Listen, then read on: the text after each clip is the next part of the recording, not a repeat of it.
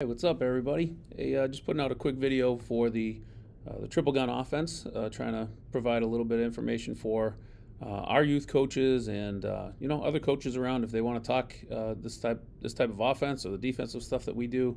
Always love talking about it. So, just going to start off with an opening quick video with some of our explosive plays. They're going to basically be sorted in huddle by the amount that we gained.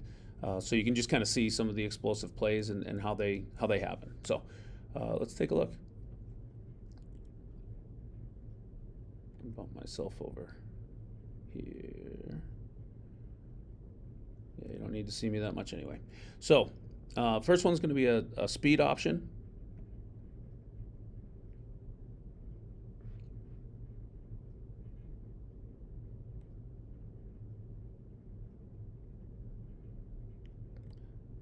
Okay, you can see that ends up going for almost 80 yards. And in this one, we're in an unbalanced set, and our guys over here do a great job of blocking on the edge. We end up with one extra guy. And this is not our base play, but our base play triple option looks a lot like it. So we'll flash our fake to our fullback, who hopefully gets the linebackers to suck in a little bit, and we'll block out on the edge. And it's an automatic toss. It's going to be an automatic pitch to our slot. And you see, by setting up in an unbalanced formation, we end up with one extra guy, and then they're chasing from the backside to try to catch a really fast kid, and he goes the distance. So can't teach speed after that, but to have enough blockers in a one-on-one situation and really have +1 out there with the runner, it's a good situation for us.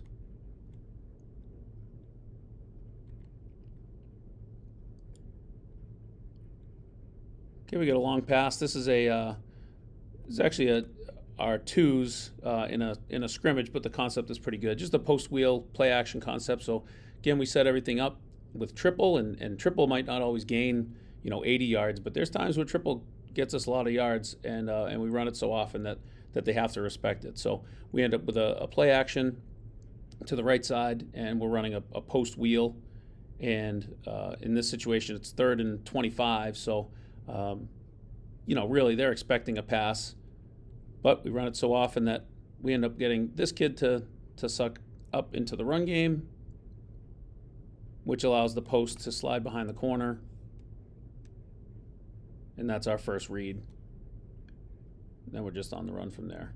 So again, for youth coaches, I think this looks a little bit more like what you might see at the lower levels, right? So this is our some freshmen and some JV guys, and I'm sure you get more common mistakes like this kid coming down at the youth level. So definitely a play that's worth putting in there as a play action. Okay, this one's called crossers. This is from the same scrimmage, older kids here. But in this one, this is our play action that goes away from flow. So you'll see a triple option action to the left, and then you'll see should be a shorter drag here. It ends up going a little bit deeper past the linebackers, and we should have a deeper drag here, and we'll send a post that way. So usually we'll read post as 1, just in case we can score, if we feel like we can score. The short crosser will be the second look, and that's where we usually hit it. And then if they've really covered it, usually that deeper drag will be available. So in this case, the post is covered. Post gets covered. That short crosser goes. We catch the backside safety flowing with our play action, and we're off to the races there.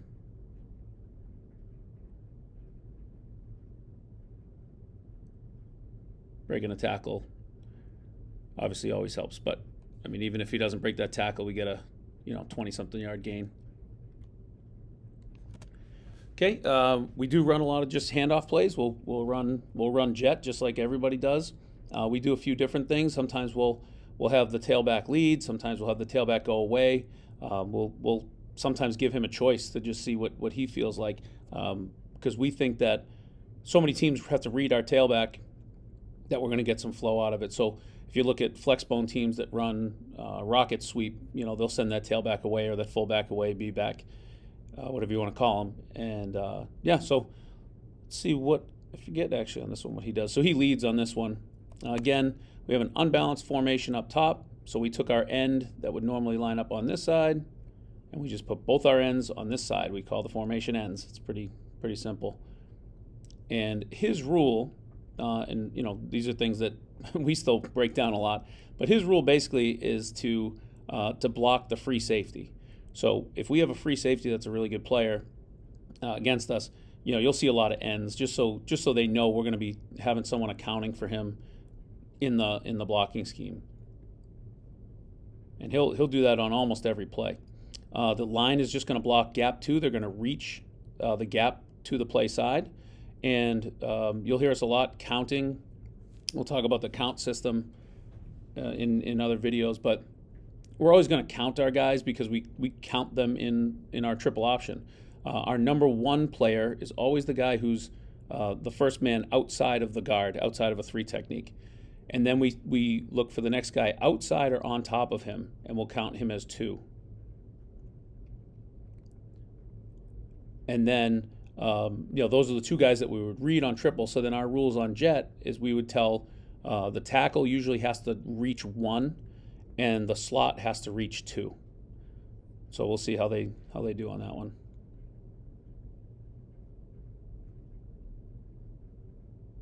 Yeah, we don't get a perfect reach block up here, but we get a body on a body. Down here looks great. We have an uncovered guard, and we try to pull uncovered guys if we can add someone else to the sprint.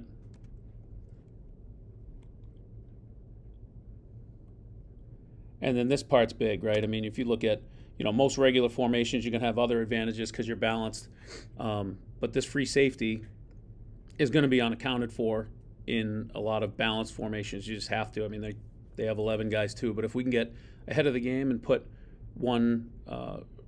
take our end from the opposite side and go to that side, in an ends formation, typically we're going to say our first game plan is going to be to have this unbalanced end take the free safety. So if you see his block, let's follow him.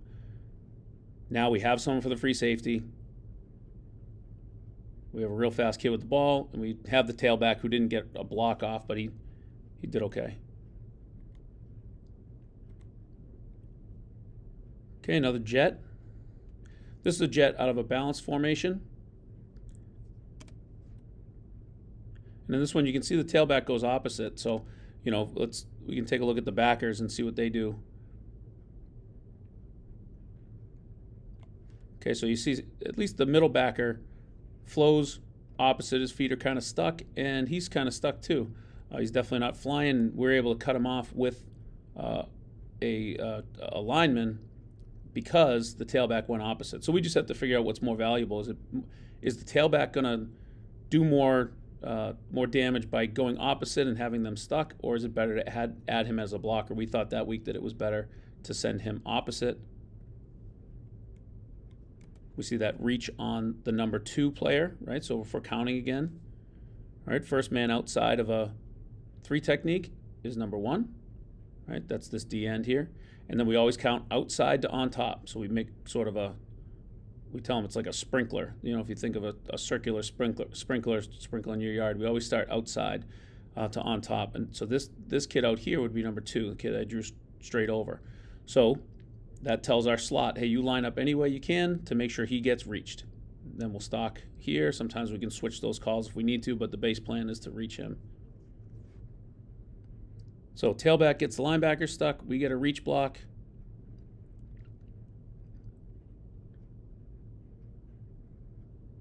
And we're, basically untouched for, looks like 10 to 12 yards.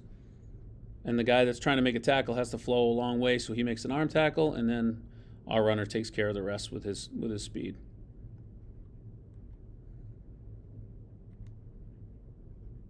Okay, so here's our first triple. All right, so this is a formation we call taco. So we take the end that's normally over here, and we'll put him on the other side, but not as a split end. Taco, to us, we just call it like tackle over or tight end over. So he ends up being a tight end to the strong side. Now in this, we keep it really simple. We can always get more in depth, but we will typically just tell this kid, you're going to block down to linebacker to safety. We just say you're blocking down to linebacker to safety. You do need to know the rules. If the man is not supposed to be blocked, you have to skip to the next step. So for example, if this was the number 1 and we know we're running triple, well, we don't block number 1 on triple. So he would skip to the next guy. So he would be blocking linebacker, and if the linebacker gets blocked, this tight end would go to the safety. So he's sort of looking to go here to here to here, depending on the play.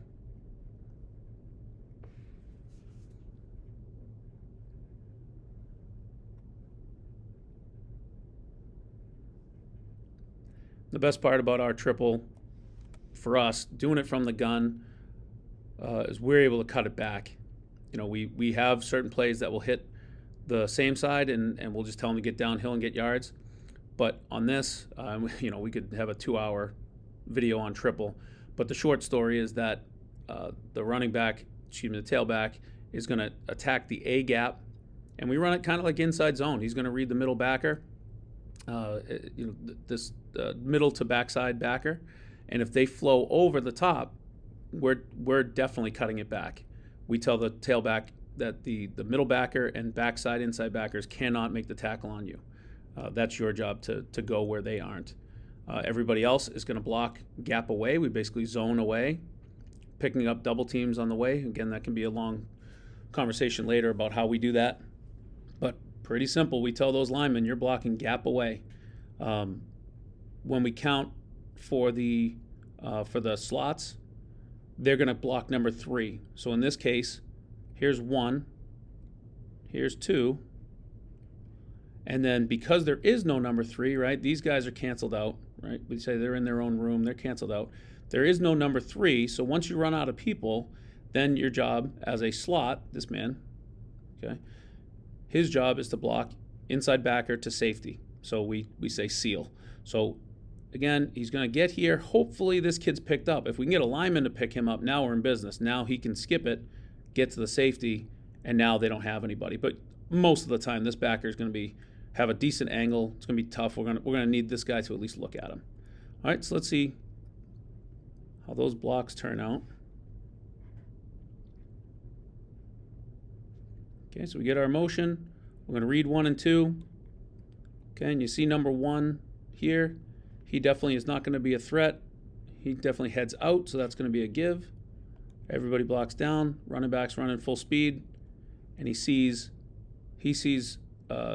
linebackers respecting this side, so he's going to bounce it back, and that's where he finds his daylight, just like an inside zone player would.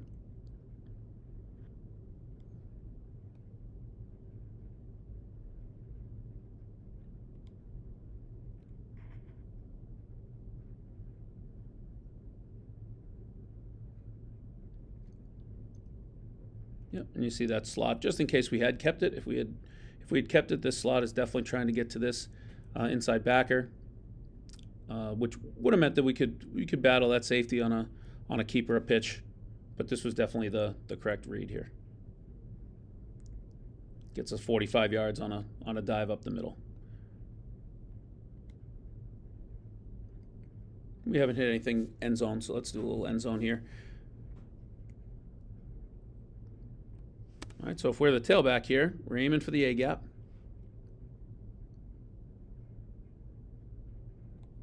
He sees the helmets of inside, middle backer to backside inside backers. He sees them both flowing over the top. So that tells us that window, if I get the ball, cutback is going to be the best, and it definitely is.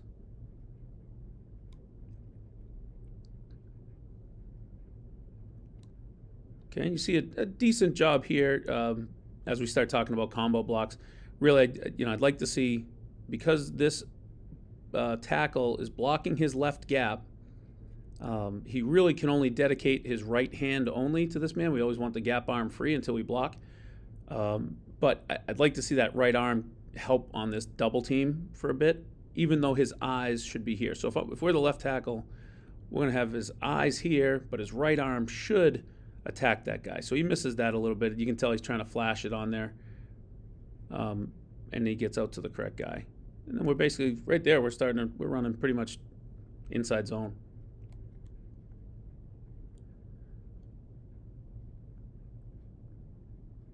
Okay, in this play we call this tailback down, or really tailback stud, where we will block the number one. We'll block the number one, and we'll block the first backer inside of two. So let's count. Right, here's one. Here's number two.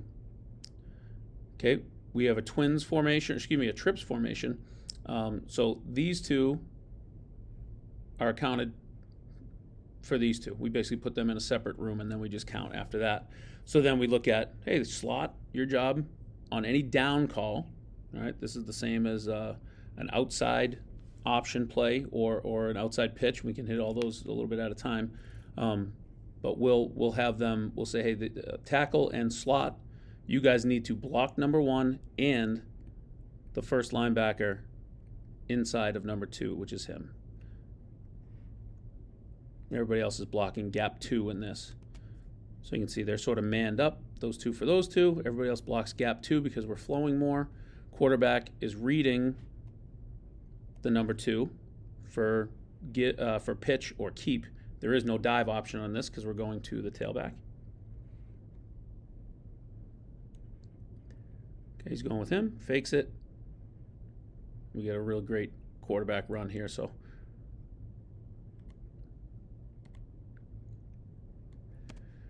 okay, now we have the same play, which blocking scheme up front is exactly the same. When we call down to us, that is triple option, one man wider. All right. So we take this a little bit wider. We're going to read the end man. We should get some down blocks here, and we should end up reading. This guy would normally be one, he would be two, and then he would be three. All right. So if we ran triple, he would block number three. All right, which we'll talk a lot about triple later. But in this case, we're gonna just block number one instead. We thought it'd be better to block down, and now we just do everything just a little bit wider. So now we read this guy for the handoff, we read two for the handoff, and we read three for the pitch.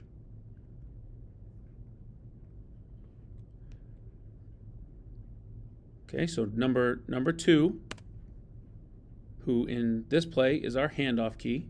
You can watch him chase the fullback. We're leaning right into him. I love how we're daring him. We're bringing that ball right to him. All right, what are you going to do? He leans inside, quarterback pulls it, takes it outside. He has his next read here. That next read starts to chase the pitch. So now our lane is right here. And then it's off to the races. Usually you got to break one tackle, but untouched for 20 yards or so is pretty good. This is fun for a lot of basketball guys, kids who understand, fast breaks 2-on-1.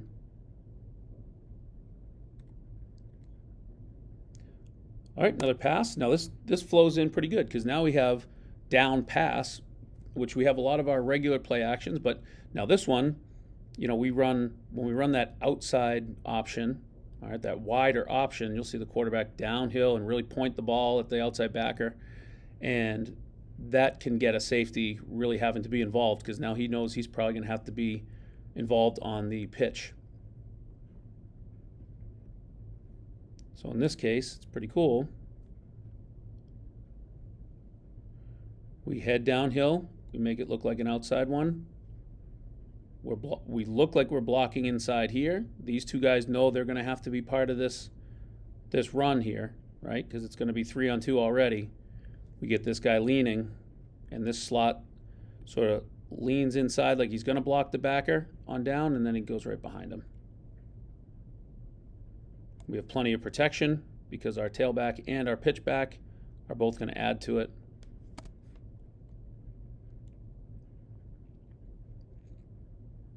And we're in business. So we're a pretty balanced team.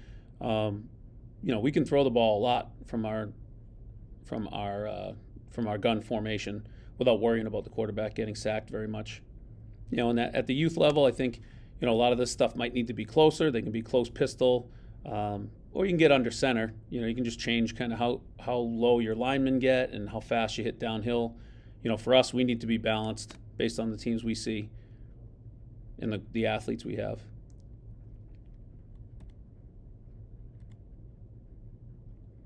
Okay, another post wheel. We already got one of those. So we sell the play action. We have a post from the widest receiver, number 1. We have a wheel for number 2. A lot of people run post wheel, right? And then we tell our pitch back, they're going to try to block off the edge, and if there's no one coming, then we can run a swing.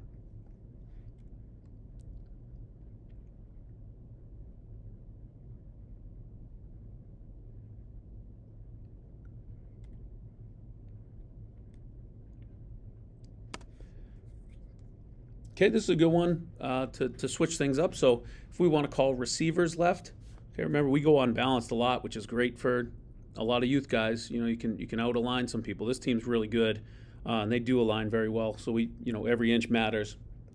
And so when we run our unbalanced, most of the time, they're going to be on the same side. But what we do is we pull the end over, and then we just shift. We just took our slot, who's normally right here. We just made him into a tight end. So he went up and became a tight end, which allowed our widest receiver to come back. When the widest receiver comes back, right now both of these guys are eligible. So this guy who normally is, in unbalanced, hey, he's blocking the free safety, he's blocking the free safety, he's blocking the free safety.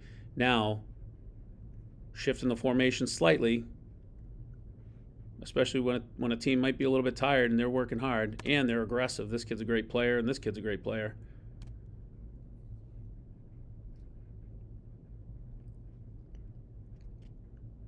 We still got to make a great play, but that's a lot of space out there to throw the ball. Tough to find that much space against a decent team, so good to have those weapons.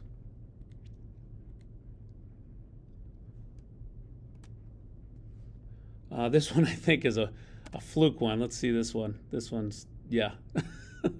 This one was supposed to be a screen pass.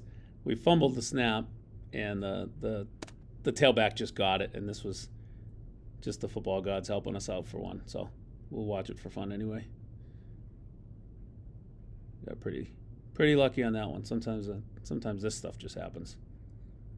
But hey, the motion goes away. They're playing man, so if we're really breaking this down, in this situation, they're trying to play man. They're probably trying to blitz us. It's 2nd and long, so we're in a little bit of trouble. And they're bringing some pressure. We go opposite, and really this would have been a screen pass over here anyway. So it puts us in a good spot. And we'll take it.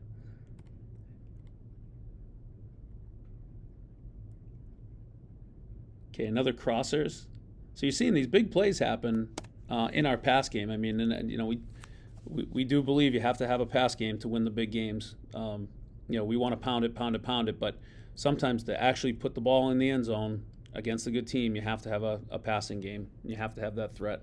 So this is important. All right, so on this one, the post was open. And what's nice about this one is, if you can get both of these safeties thinking run the other way, even if they don't bite a ton, they're just leaning the wrong way.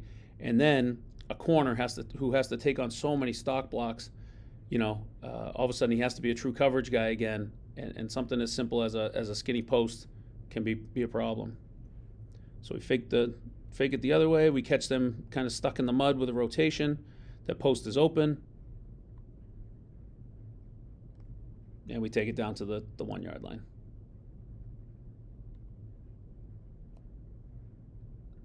One more time, good fake. Ball's out, right? That's the route we want. We want to throw that one every time because it can score.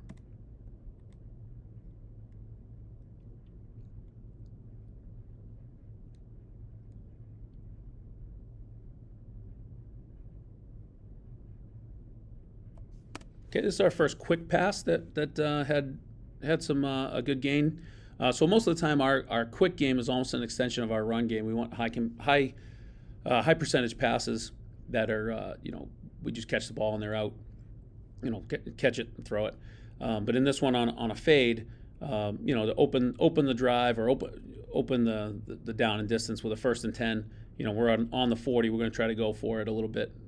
See if we can push the envelope a little bit. On this basic fade,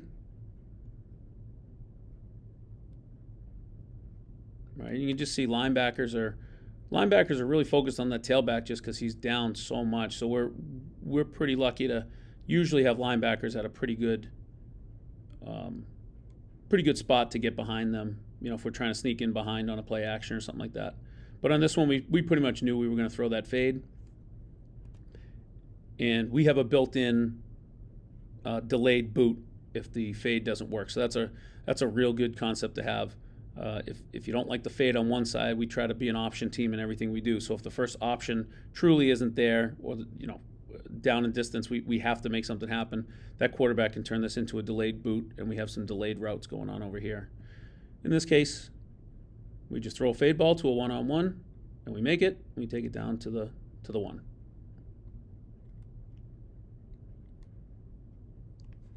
Okay, another down. So remember, we have triple, where here's 1. We always count outside to on top. So there's no one outside. We work here. The next guy on top is this guy, so that's 2. And then to find number 3, we go outside to on top again. No one outside. These guys are canceled, so here's 3. So if we were running triple, the slot's job is to block 3. If we want to block down, we just take it 1 wider. So what we say is, instead of him blocking 3, now this slot and the tackle are going to double team 1, and they're going to block the first linebacker inside of number 2, which leaves these 2 as the guys that we're going to read. So 1 will now get blocked. So now we get them different looks, right? Still looks like triple option, but we're going to block number 1. 2 and 3 are the guys that we're going to hand off and keep and pitch off of, and we're going to block this backer inside.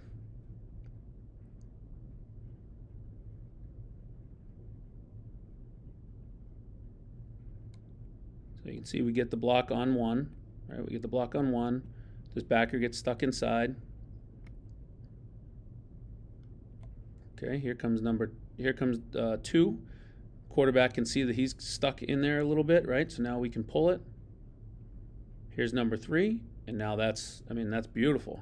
We have a great stock block out here, and that makes such a difference, right? If this guy can win and this guy can win, those are huge plays for you.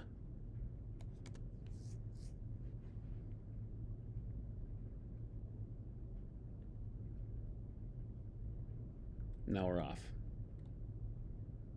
So for an option offense, it seems like a ground and pound offense. I mean, when you have, whether it's coaches or parents or whatever that really need some balance, it's not like you're trying to make everybody happy, but there's a point. There's a balance that comes into it where you do need to be able to pass the ball, and you do need to be able to do different things. And to us, this is an extension of the pass game, really. When you're on the edge like this, it's not that different pitching it. It's just you're pitching it underhand instead of throwing a late RPO or screen. To us, this is basketball. This is putting good athletes out in space, and blocking really well, and then we gain just as much as throwing the ball downfield does, and we can control it a little bit more, and we can confuse some players.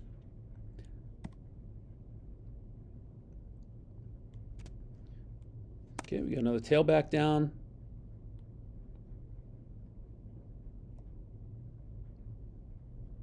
Great blocking on the edge. We get 30-something out of it.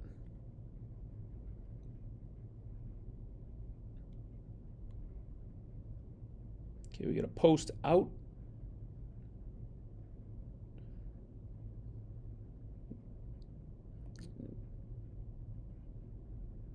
We ended up not even getting the out part.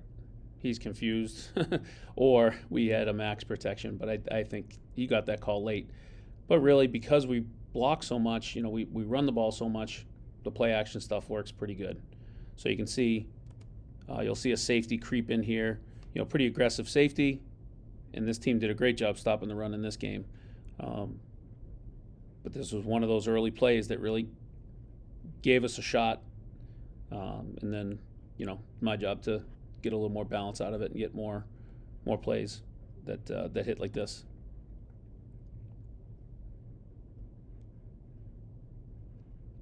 Okay, another down. So a little bit wider. We see a crash, nice pull. We're off for a bunch with the quarterback, and he doesn't get hit.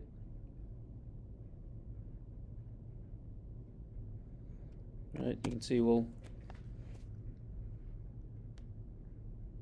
read these guys. We'll read him here. He definitely crashes. Linebacker's already stuck inside, so the two guys we're reading, quarterback can just tell. I mean, really, we just tell them it's 3-on-2. It's the three of us versus these two dudes. And when those two guys are both locked inside, we know we're going to at least pull it, and then we'll see what happens. And once we get this much, why pitch it when you can just run, stays on his feet, doesn't have to take a hit.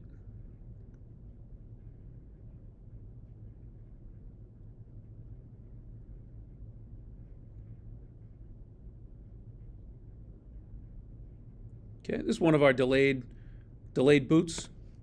So we're expecting hitch to be open. They covered it a little tighter than we wanted, but that play's not dead now, right? We don't have to say, oh, we made a wrong call. We'll just run a delayed boot out of it. So as soon as the hitch doesn't work, right, there's the hitch route. Wasn't really run right, but that kid's just in a good spot. So now the quarterback has a delayed boot, and we'll have what we call a slam and slide. So this player here will block until he boots. He probably left a little bit early on that one, but basically he'll come here, he'll block the end of the line of scrimmage until the quarterback boots. Once the quarterback boots, he's going to slide out for a delayed flat route, and that's who gets it.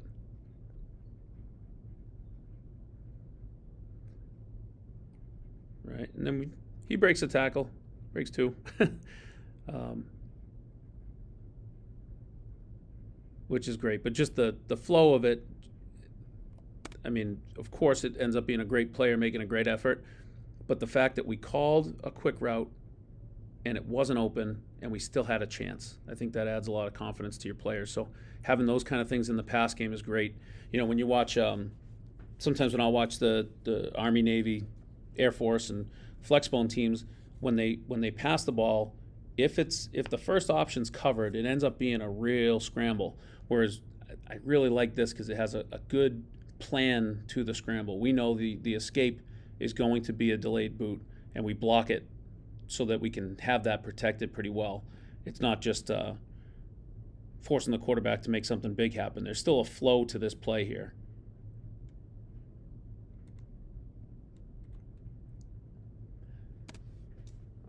Okay.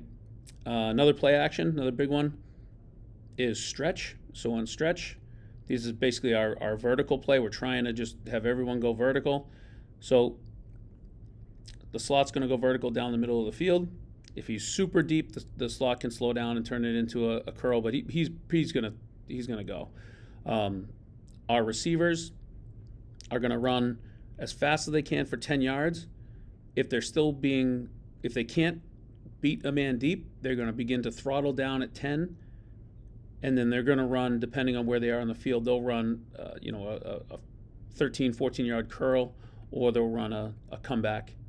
And we'll change that week to week or where they are on the field. Usually when they're on the wider side of the field, we say, hey, play it safe and turn that into come to the quarterback.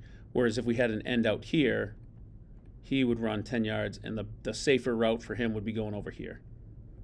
But either way, we're gonna hit this down the middle.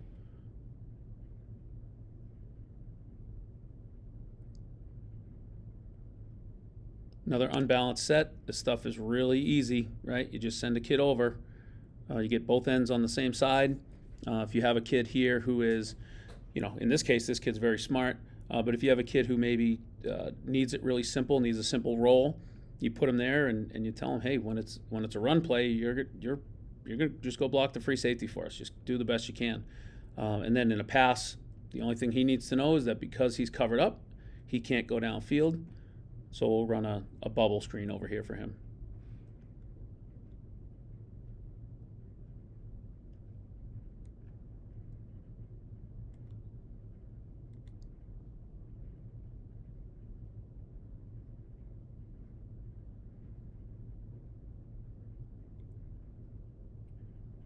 Okay, we get a quick fade here. So this is nice. Being in the gun, makes us look like we really are half a spread team when we want to be.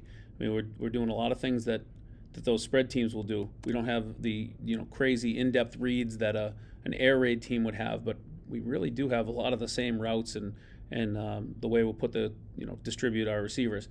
So this guy's just going to run a fade. The quarterback likes the matchup. He likes where he's pressing. It's 1st and 5, right? So we have a real good chance of, hey, we're gonna try to stretch the field here. We're gonna try to throw a nice jump ball. You get it. You just end up going out of bounds. He just placed it a little bit funky, but untouched. Could have gone for a score.